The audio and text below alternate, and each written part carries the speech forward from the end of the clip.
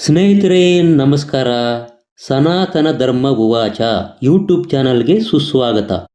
ಈ ವಿಡಿಯೋದಲ್ಲಿ ಭಗವದ್ಗೀತೆ ಅಧ್ಯಾಯ 15 ಪುರುಷೋತ್ತಮ ಯೋಗದಲ್ಲಿ ಶ್ಲೋಕ 17ರ ಅನುವಾದ ಮತ್ತು ಭಾವಾರ್ಥದ ಬಗ್ಗೆ ವಿವರವಾಗಿ ತಿಳಿದುಕೊಳ್ಳೋಣ.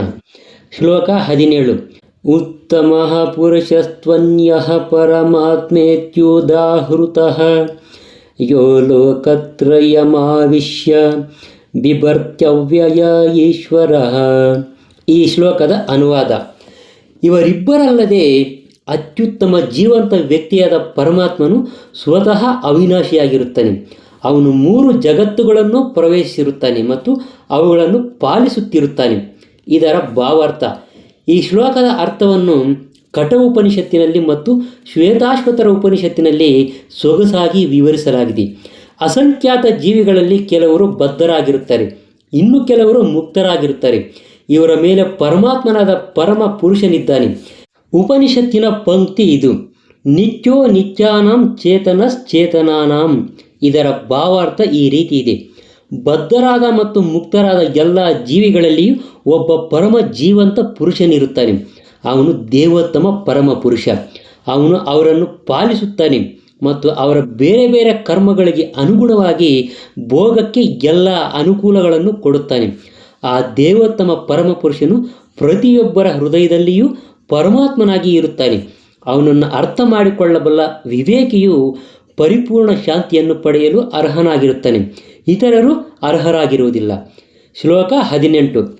ಯಸ್ಮಾಕ್ಷರಮತೀತೋಹಮಕ್ಷರಾದಪಿ ಚೋತ್ತಮಃ ಅತೋಸ್ಮಿ ಲೋಕೆ ವೇದೇ ಚ ಪ್ರತಿದಃ ಪುರುಷೋತ್ತಮಃ. ಈ ಶ್ಲೋಕದ ಅನುವಾದ: ನಾನು ಕ್ಷರ ಮತ್ತು ಅಕ್ಷರಗಳಿಗೆ ಅತೀತನು ಮತ್ತು ಅತ್ಯುತ್ತಮನು. ಆದ್ದರಿಂದ ಪ್ರಪಂಚವೂ ವೇದಗಳು ಪುರುಷೋತ್ತಮನೆಂದು ನನ್ನನ್ನು ಕೊಂಡಾಡುತ್ತಿವೆ. ಇದರ ಭಾವಾರ್ಥ: ದೇವೋತ್ತಮ ಪರಮ ಪುರುಷನಾದ ಕೃಷ್ಣನನ್ನು ಬದ್ಧ ಆತ್ಮನಾಗಲಿ ಮುಕ್ತ ಆತ್ಮನಾಗಲಿ ಮೀರಲು ಸಾಧ್ಯವಿಲ್ಲ. ಆದ್ದರಿಂದ ಅವನು ಪುರುಷೋತ್ತಮನು. ಜೀವಿಗಳು ಮತ್ತು ದೇವೋತ್ತಮ ಪರಮ ಪುರುಷನು ವ್ಯಕ್ತಿಗಳು ಎನ್ನುವುದನ್ನು ಈಗ ಸ್ಪಷ್ಟವಾಗಿದೆ. ಆದರೆ ವ್ಯತ್ಯಾಸವೆಂದರೆ ಬದ್ಧ ಸ್ಥಿತಿಯಲ್ಲಾಗಲಿ ಮುಕ್ತ ಸ್ಥಿತಿಯಲ್ಲಾಗಲಿ ಪ್ರಮಾಣದಲ್ಲಿ ಜೀವಿಗಳು ದೇವೋತ್ತಮ ಪರಮ ಪುರುಷನ ಊಹಾತೀತವಾದ ಶಕ್ತಿಗಳನ್ನು ಮೀರಲು ಸಾಧ್ಯವಿಲ್ಲ.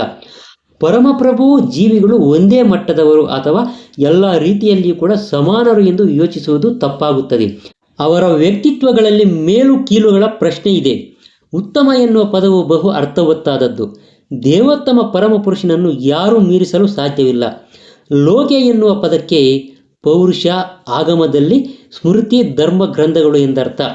ನಿರುಕ್ತಿ ನಿಘಂಟಿನಲ್ಲಿ ದೃಢಪಡಿಸಿರುವಂತೆ ಲೋಕ್ಯತೆ ವೇದಾರ್ಥೋನೇನ. ವೇದಗಳ ಉದ್ದೇಶವನ್ನು ಸ್ಮೃತಿ ಧರ್ಮ ಗ್ರಂಥಗಳಲ್ಲಿ ವಿವರಿಸಲಾಗಿದೆ. ಅಂತರ್ಯಾಮಿ ಪರಮಾತ್ಮನಾಗಿ ಪರಮಪ್ರಭುವನ್ನು ವೇದಗಳಲ್ಲಿಯೇ ವರ್ಣಿಸಲಾಗಿದೆ. ಈ ಕೆಳಗಿನ ಶ್ಲೋಕವು ವೇದಗಳಲ್ಲಿದೆ. ಛಾಂದೋಗ್ಯ ಉಪನಿಷತ್ತಿನಲ್ಲಿ ತಾವದ್ ಏಷ ಸಂಪ್ರಸಾದೋಸ್ಮಾಚರೀರಾತ್ ಸಮುತ್ತಾಯ ಪರಂ ಜ್ಯೋತಿರೂಪಂ ಸಂಪದ್ಯಸ್ತೇನ ರೂಪೇಣಾಭಿನಿಶ್ಚದ್ಯತೆ ಸ ಉತ್ತಮಃ ಪುರುಷಃ. ದೇಹದಿಂದ ಹೊರಗಡೆ ಬಂದ ಪರಮಾತ್ಮನು ನಿರಾಕಾರ ಬ್ರಹ್ಮಜ್ಯೋತಿಯನ್ನು ಪ್ರವೇಶಿಸುತ್ತಾನೆ. ಅನಂತರ ಅವನು ತನ್ನ ರೂಪದಲ್ಲಿ ತನ್ನ ಆಧ್ಯಾತ್ಮಿಕ ವ್ಯಕ್ತಿತ್ವದಲ್ಲಿ ಇರುತ್ತಾನೆ. ಆ ಪರಮೋನ್ನತನಿಗೆ ಪರಮ ಪುರುಷನೆಂದು ಹೆಸರು. ಹೀಗೆಂದರೆ ಪರಮ ಪುರುಷೋತ್ತಮನು ತನ್ನ ದಿವ್ಯ ಪ್ರಭೆಯನ್ನು ತೋರುತ್ತಿದ್ದಾನೆ ಎಂದು ಮತ್ತು ಪಸರಿಸುತ್ತಿದ್ದಾನೆ ಅಂತ ಅರ್ಥ. ಈ ಪ್ರಭೆಯು ಪರಮ ಪ್ರಭೆ ಎಂದರ್ಥ. ಪುರುಷೋತ್ತಮನಿಗೆ ಪರಮಾತ್ಮನಾಗಿ ಒಂದು ಸ್ಥಳೀಯ ಲಕ್ಷಣವಿದೆ. ಸತ್ಯವತಿ ಮತ್ತು ಪರಾಶರ ಮುನಿಗಳ ಮಗನಾಗಿ ಅವತರಿಸಿ ವ್ಯಾಸದೇವರಾಗಿ ಅವನು ವೇದ ಜ್ಞಾನವನ್ನು ವಿವರಿಸುತ್ತಾನೆ. ಸ್ನೇಹಿತರೆ, ಇದೇ ಥರ ಇನ್ನಷ್ಟು ಆಸಕ್ತಿಕರವಾದ ವಿಷಯಗಳನ್ನು ನೀವೇನಾದರೂ ತಿಳ್ಕೋಬೇಕು ಅಂದರೆ ದಯವಿಟ್ಟು ನಮ್ಮ ಸನಾತನ ಧರ್ಮ ಉವಾಚ ಅನ್ನೋ ಯೂಟ್ಯೂಬ್ ಚಾನಲನ್ನು ಸಬ್ಸ್ಕ್ರೈಬ್ ಮಾಡ್ಕೊಳ್ಳೋದನ್ನು ಮಾತ್ರ ಮರಿಬೇಡಿ. ನಮಸ್ಕಾರ.